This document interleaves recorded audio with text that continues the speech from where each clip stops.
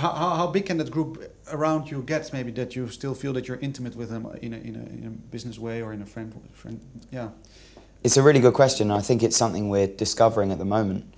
You know, just because we can play massive venues doesn't mean, or we can't at the moment, but if you can fill a big room, it doesn't necessarily mean you should. Like, I think my music is best when it's, you know, a smaller venue and a more intimate setting, you know, because it's stories and lyrics. It's not Kings of Leon. It's not everybody put your hands in the air. It's everybody shut up and listen and feel something, you know. So it's an interesting time for me, I think. What do you think will come out of it from this whole experience? Is there a certain amount until you, do you have an expectation of it, or do you see how you would like to have it maybe in the future?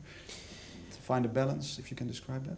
You know, all of this at the moment, because when everything went wrong with the band and I went busking, I made peace with the fact that what I was going to do probably wasn't going to be #1 in the charts and wasn't going to reach everybody and was going to be something that people stumbled across, you know, on the street, and it was going to be niche.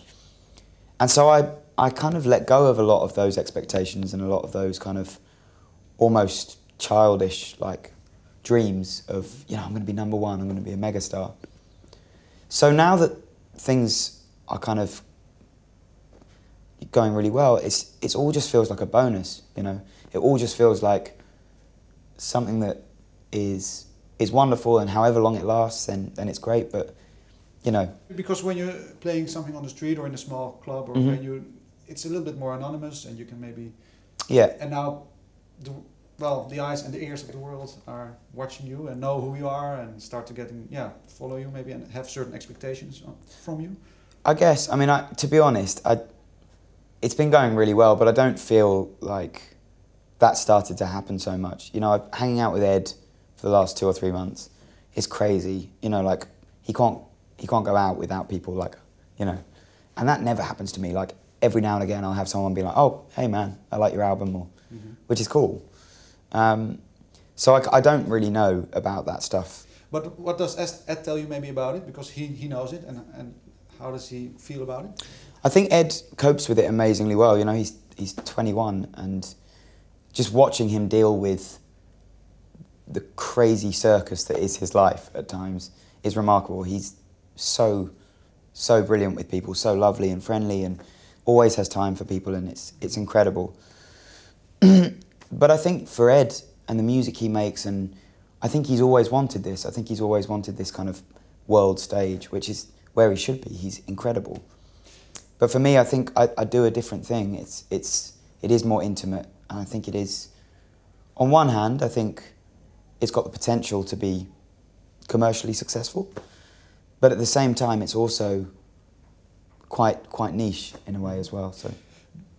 Because now you play in a big venue, you share the stage with him also, but do the people always understand it and shut up when you play? Not always, not always. I find Europe to be really good. You know, it seems that the crowds are really appreciative and they really get it. There were times in the UK where it was difficult. I think, you know, on a Friday night in certain towns, because Ed is so big there, he crosses over into the general public, which don't necessarily go to a lot of concerts, you know.